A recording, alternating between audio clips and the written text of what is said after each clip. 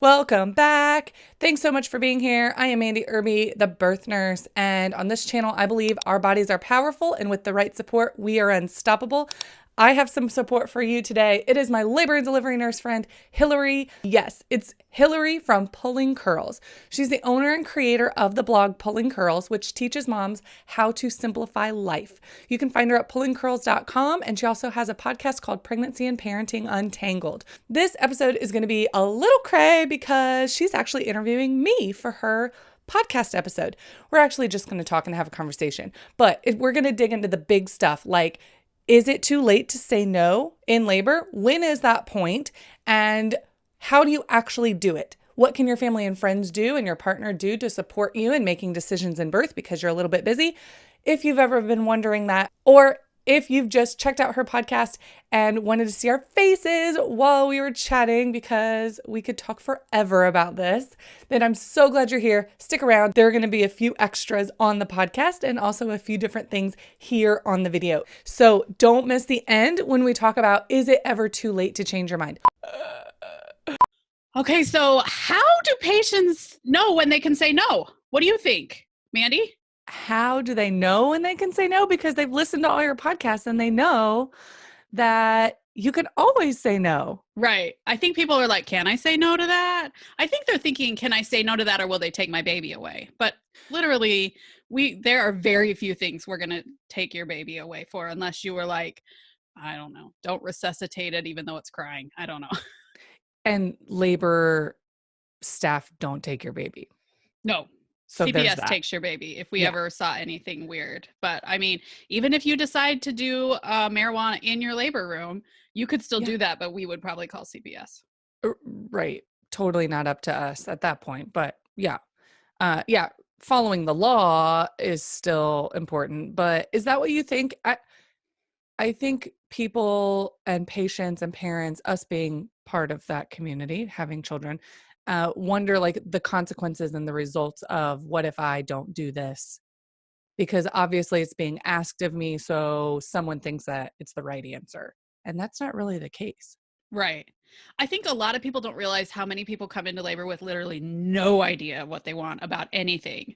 Yeah. And that is at least 75% of my patients are just like, whatever, I'll just do whatever. Yeah. And so they sort of need guidance towards what most people do. Mm-hmm. And so we kind of are like, do you want to sign up for immunizations? You can say yes or no, but then they go, oh, what do most people do? And I say, well, the American Academy of Pediatrics recommends it, but you can also say, no, we've done our research and we don't want to do that. Yeah. Yeah. So you're already clued into or cluing your listeners into more information is usually better. Right. Before you get there. Yeah. To not an excess, because some people have researched like that we implant transmitters in babies when we do the immunization, and I have yet to implant a transmitter. Oh, wow. Yeah. Yeah. It definitely makes a difference where you're getting the information that you're researching. So, I always say though, the pregnant person, the woman or the birthing person is the driver. They are the decision maker ultimately. So of course they, or your listeners, you can always say no and then have the discussion, or at least have the discussion of what would no mean. Right.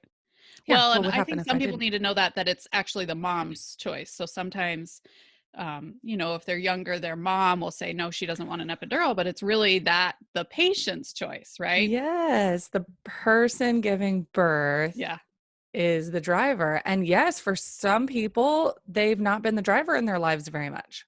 Right. Yeah, that's a new role. They are a backstage passenger. Are you guys emancipated minors where you live? Yeah. If they're pregnant? We're not. So it's weird. Oh, well, crap. I might have misspoke. I've looked up the law governing, I don't know what you mean necessarily by that. The law governing the body. So if a 16-year-old is pregnant during her pregnancy and birth, and all of her care for herself and for her baby is up to her. She is the sole person. She is not, does not need a guardian to make those decisions, but I'm not sure about beyond that. Yeah, no, her mom would sign her consents for her at our hospital. Oh my goodness. Yeah. So it's Oh. weird. Oh, So that is essentially the mom will make the choice. But a grandmother. yeah, yeah. Anyway, just a little Oh, tidbit, probably not a relevant little to most of tidbit. you, but kind of a But fun thing. could that 16-year-old be emancipated legally prior to going into the hospital? It I've never had that happen. Possibility. Some do have a separate guardian Mhm. instead of their parents, but there Mhm. usually is a guardian that I've had, although I'm sure they could emancipate themselves. Or I think also if they get married. Mhm. Yeah. Ugh, But gosh, it was so so confusing. lame. It was such a tangent. What a You're lame welcome, rule. Oh, readers. this is totally a thing though. Different states. Yeah, I just teach that it's the birthing person, but if you're a minor, gosh, I hope every single pregnant minor is listening to this because this is a big deal.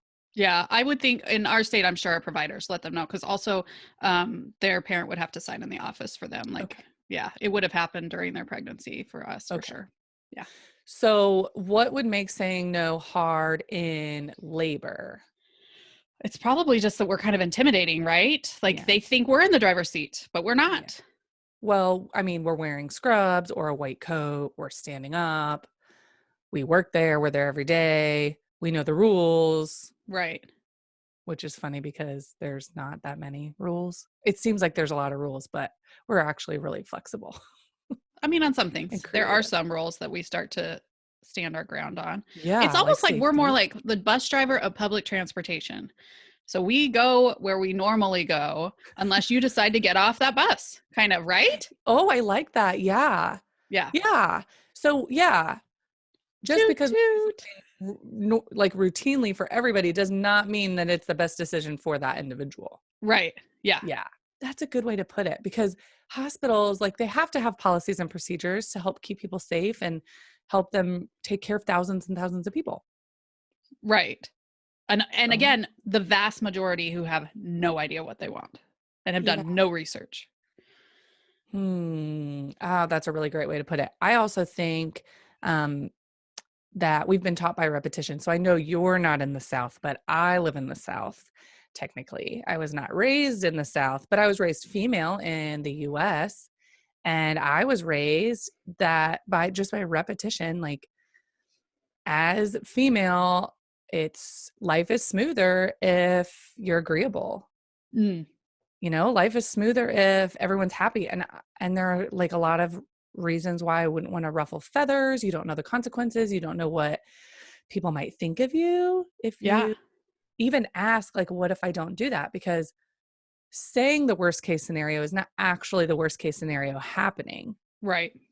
Yeah. Saying like you could die. Okay, well, good thing we got that on the table. Like, no one wants that. So what do we do? Where's the in between of not this answer, but not dying? Right.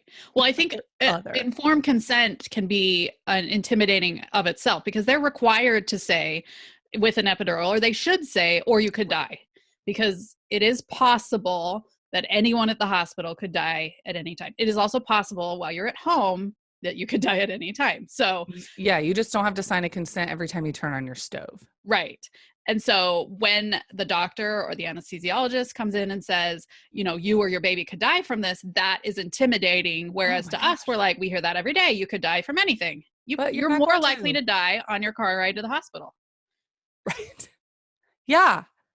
But to hear it 5 times while you're there, you're like, I'm pretty much gonna die. Right. Like, And some people give informed consent, like, and kind of emphasize that part, you yeah. know?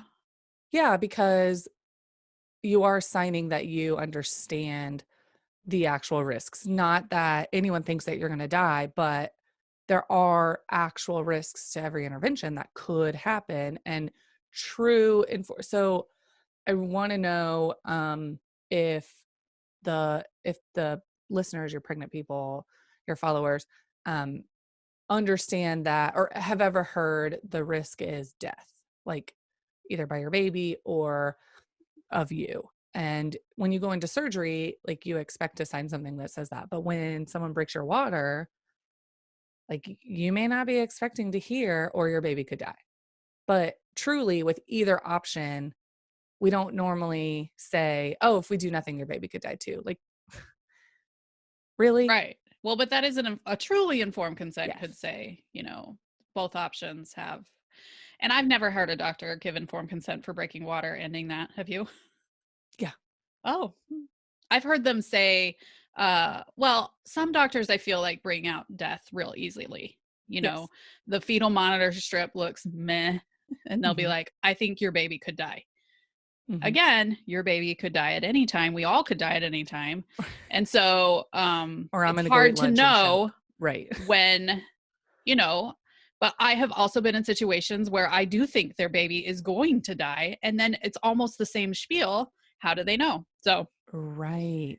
right, This is sticky because there's kind of like a lot I want to say about that, but I won't go into the tangent of is all of that really like crying wolf? right. Is it really necessary to go into all of it? Maybe. Is it hella scary and confusing for the patient or the client? Yes. Yeah, Yes. yeah, And the client, you, I'm speaking to the patient, the pregnant people, you're in a position of inherent vulnerability. Like you are being taken care of. The nurse's role, we state we are taking care of you. You're so vulnerable. Like we take care of babies and people who can't take care of themselves. You're an adult who can absolutely take care of yourself. But the language and the positions, like you're on your back, you're in a bed, for crying out loud. Like, of course you need to be taken care of if you need to be in bed. Well, you don't necessarily need to be in the bed, but that's the part of the inherent vulnerability. You're in a place that's not familiar to you. You're wearing a gown. You don't even have underwear on. You don't have your bra on. You're not with your people. You're not with your smells. You're not with your food. It seems like everyone else has the upper hand when really the staff are kind of looking to you to drive a ship that you've never driven before in a place you've never driven it. And like you said, a lot of times you don't have the education behind every single intervention and every single possibility. yeah, So are you going to drive blind and just be like, yes to everything except this one thing that seems kind of random, but I feel like I need to make a decision? yeah, It's what a crazy spot to be in. yeah. Well, how do you think people know when maybe they're really making a poor choice? I would so love to hear what you say about this. So So like, I would say yeah. that we make you sign something. We will make you sign something that says you are going against medical advice. Now sometimes that happens with like the vitamin K shot or the I think we have to have them decline the vitamin K shot at our hospital. Mhm. Um, but you can always ask the nurse, is it routine to have someone sign this? How many have you signed before?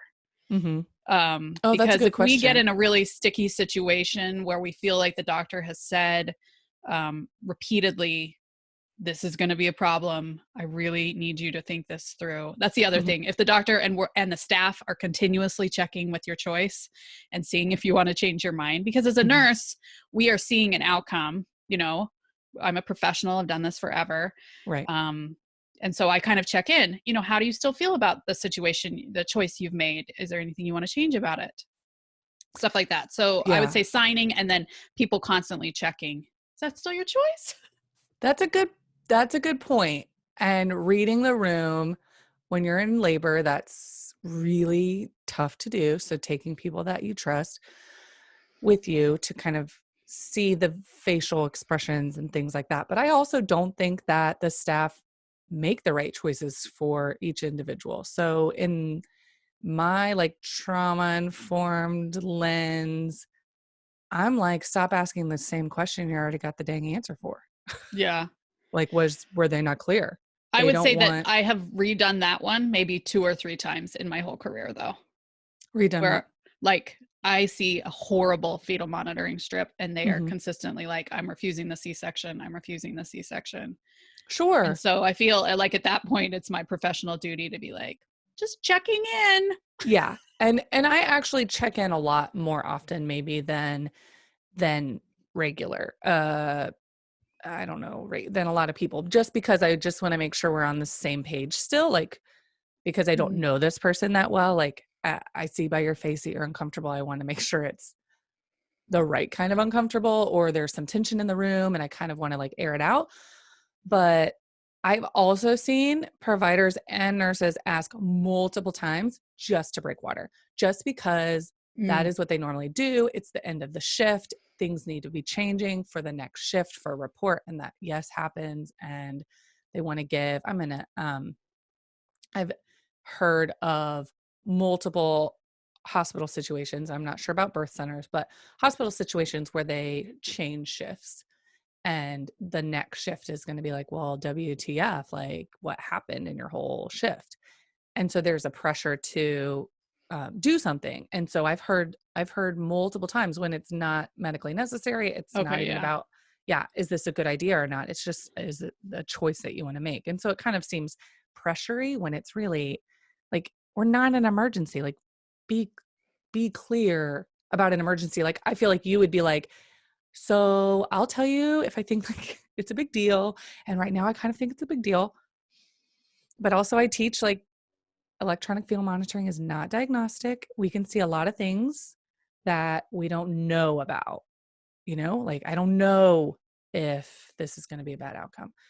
However, if you say, girl, if you were my sister, I would be like, hey, I cannot tell you this is not going to be a bad outcome. I just want to make sure that we're clear on this. Yeah. That's a good indication. If your nurse is like, if you were my sister, I don't want to tell people like what I would do. And even if they ask, I'm never like, oh yeah, I totally know. Cause I have no idea. But to be very clear and just be like, I want to make sure you really understand in between contractions. And then I'll tell you if there's a change from what I see. Right. And you might see worsening changes, which is important for the decision-making. Yeah. It's hard to know when you can refuse it. My friend Katie that I've had on the podcast before, they were doing all these blood sugars and their machine was so off from the hospital machine, like 10 points, which is a lot on a newborn. And so she was like, when can I refuse it? And I was like, well, at any time you can say, I'm done. I'm not going by the policy. I want you to look for symptoms because there's other things we can look for besides just a number. But she was so intimidated by the nurses, which I get. Yeah. She was smart and they were kind of starting to push formula. She wanted to breastfeed. So it can be really difficult. And even trying to give her the words to like how to refuse and not look like a total jerk, because people also don't want to offend people or, they want that nurse on their side later on too. So you have a lot to lose. Like you're thinking, okay, well, if I'm wrong, I'm hurting my baby, my family, my possible future fertility, my life. Like you have everything to lose. Oh yeah, it's truly sticky. So when you like talk about who do you bring in the hospital or like having a person that you call, like people like your friends can call you, what can your family do or what can your friends do that are with you? Yeah, I mean, be educated, and also if you're thinking about bringing people, make sure that they can kind of read a room, read a doctor, read a nurse, because sometimes the doctor will make a choice and you'll see the nurse over in the corner. I'll roll my eyes, over in the corner like a teenager sometimes. Well, because what they just said was like, you clearly have a golf game. Oh gosh. We don't have any doctors now, but I have worked with doctors before that had tickets to a sporting event or whatever.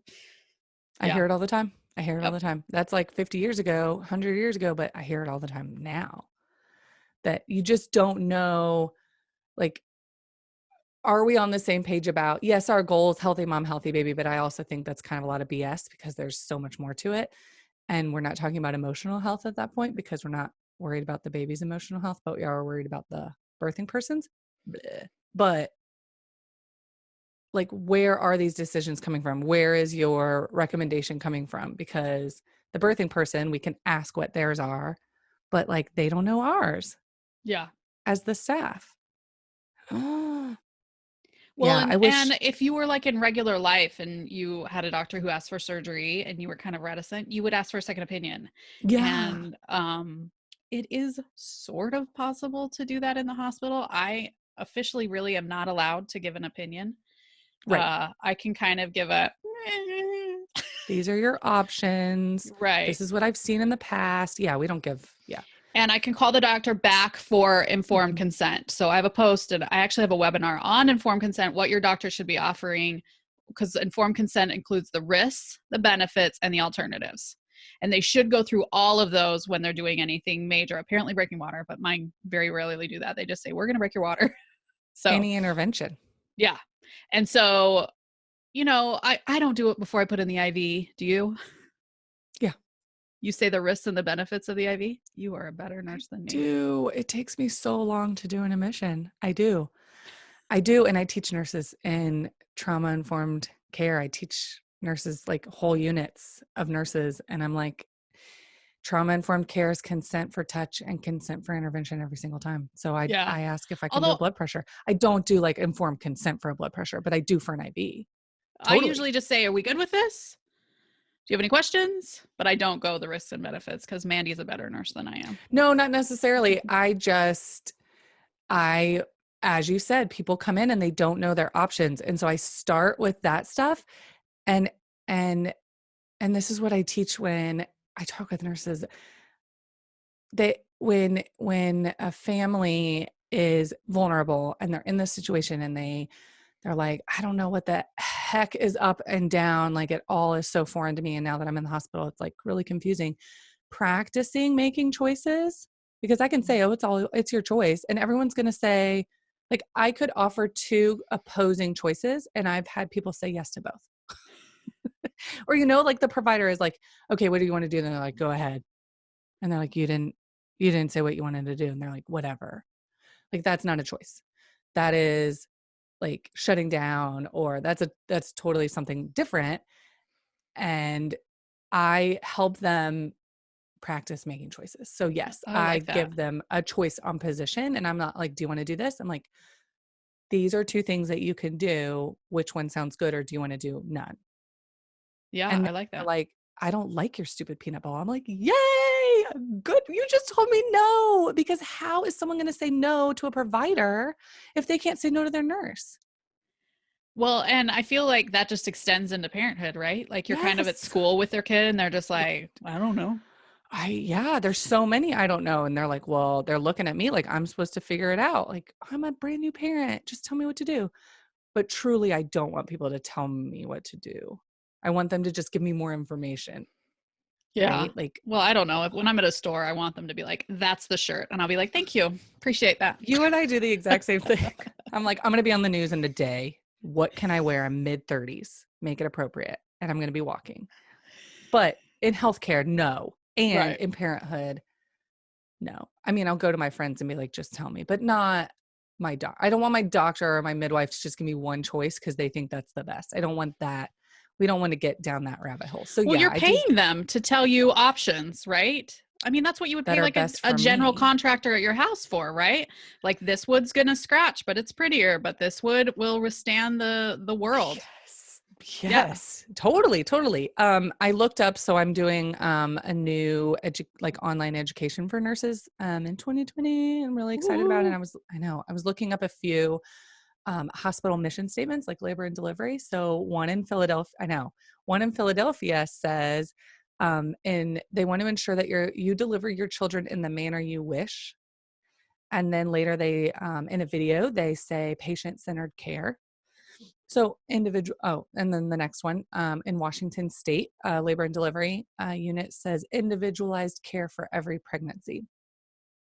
So when people are making decisions and saying no about choices, you're not necessarily saying no, you're just saying, thanks for your opinion, or not even opinion. I understand my options and I'm going to go with this other option or this one option, which is sometimes doing nothing or sometimes declining what is offered, but it's just a choice. It's not like refusing or being a bad patient. It is just making a choice. But when making a choice, you're telling the hospital, you're telling your center exactly how they can give you patient-centered care.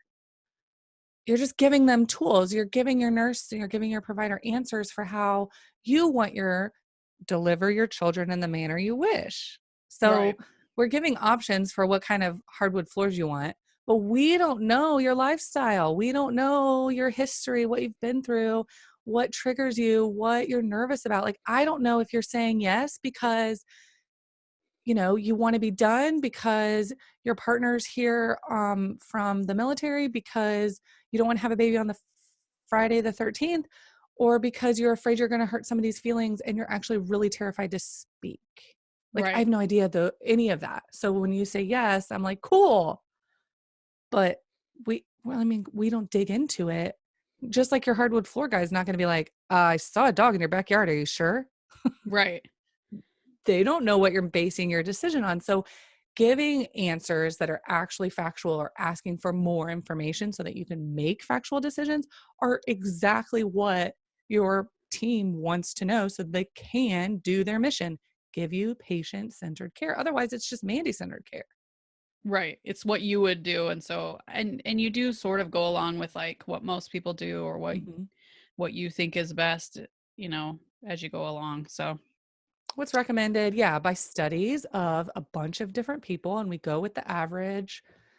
So if you fall outside of the average or you just want a little more information about it, that's when, yeah, bringing your friend along who can be like, maybe we need to ask the nurse a little more information, or because they have a different perspective in the room than you, and they can get more information that way. Or bringing the friend that's like always going to send your plate back if they get it wrong in the restaurant, and you're like, "Ugh, I could never do that, but I know." Like my friend Sassy would be like, just ask them to take off the onions.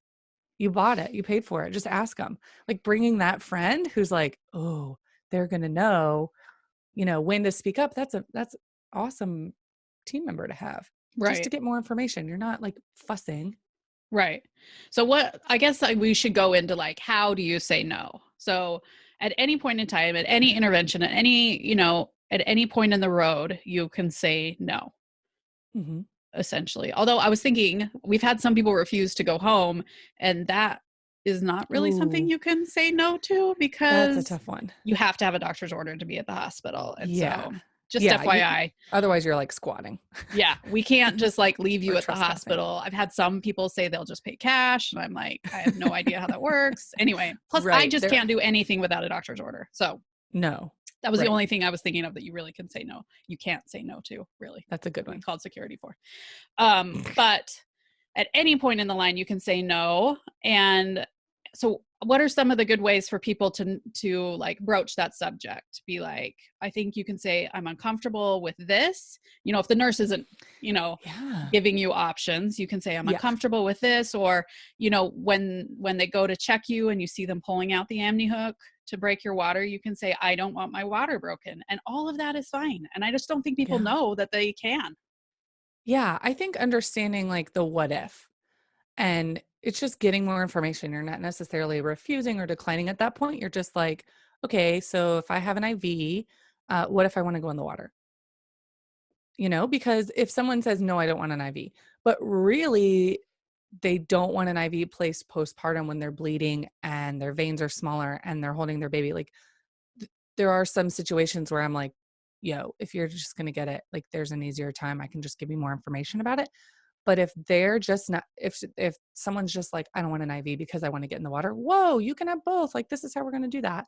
Um, hey, I want to check you to see what you're dilated. And so if you don't want to be checked or you're not quite sure it's warranted, that actually is not enough information to do an intervention, in my opinion.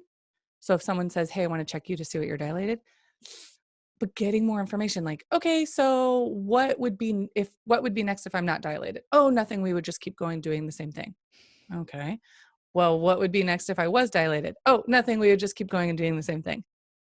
Okay. So what happens when I have an exam? Do I want to experience that right now? Because last time, you're going through your history of your own life.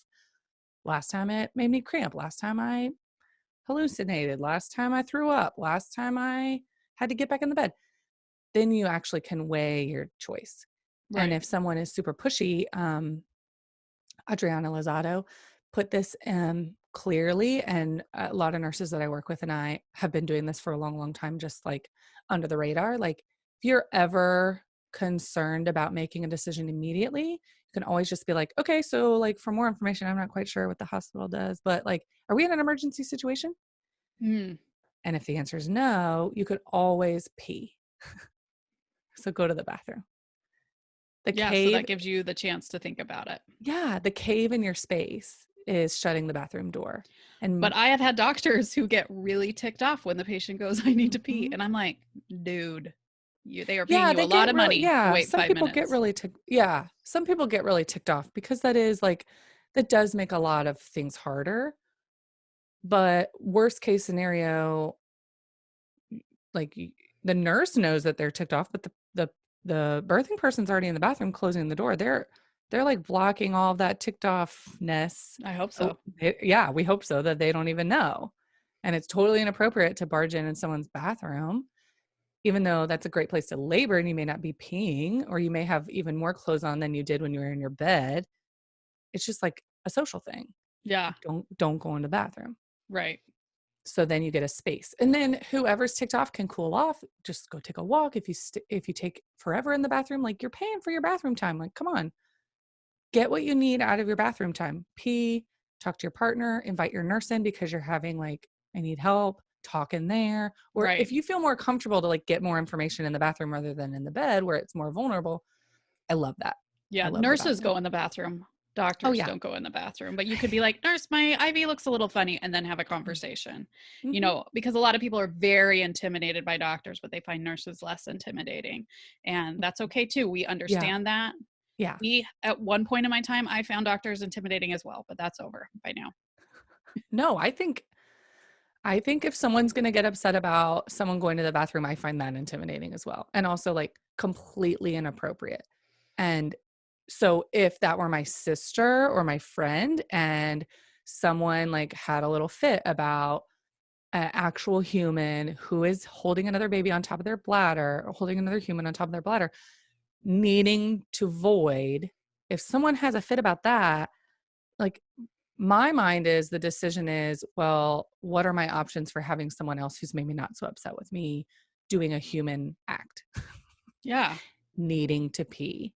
And I would just, that the conversation might change in the bathroom if that's discovered, but you might as well discover it, during an easy question, like an exam question, versus, A big if one. they get angry about something, like, that's inappropriate. But you get to find out that information, and then you get to distance yourself from that Yeah.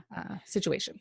And clearly, all of this goes back to finding a doctor that you're comfortable with, but it's getting Way harder and early. harder. Insurance is like, our hospital insurance has such a narrow window of providers, even the hospital Yes. one. And so Yes. it's just shocking. It's hard. We get that. You Yeah. might not have been able to pick your dream doctor because you didn't want to pay 15 bajillion dollars. Right. Because who can do that? Yeah. And It's not, so do it early. I say asking questions isn't, you're never too early. Even if you're not pregnant, you're thinking about, having a baby in the future, go to the mommy groups and search the doctors, because yeah, I think more parents and doulas are like, WTF, like, this is a service. Like, we leave Amazon reviews, we leave restaurant reviews. Like, why not be honest about the person that's going to be inside your body? And I think more and more people are doing that. And the reviews on websites are going to be different. And you and I both have reviews that are honest and actually come from actual people, and we know that. But sometimes not all reviews are. So talking to consumers directly right after their experience, asking questions like, what did you think about this person? Some things that are great for them but bad for you might come up that a review, or just like asking your provider's nurse, is not, you're not going to get that information. yeah. I And think we can asking help lots each of other. questions of your doctor in their first visits, because Yes. those first visits aren't quite as important, but you can sure pepper them with questions and see how they respond. That's right. Yeah, yeah, Because, yeah. then when, later down the line you have questions about actually things that matter, you're going to know that they have the temperament to teach, because you want to teach her, Yes. you don't want to tell her. Yes. And you get the practice of, oh, really? You wouldn't do that? You would do that? I heard someone else did that. Like, you can practice your provider being just like your car salesman. Like, it's a conversation Yeah. and it's a service, and they want more information from you to help you in your decision making, and it should feel like that even if it's not important. And early on you'll get that vibe. Yeah. Yeah. Well, and I Or think the it's what really if. important. Insurance has kind of taken away the fact that you are paying these people a good sum of money Yes.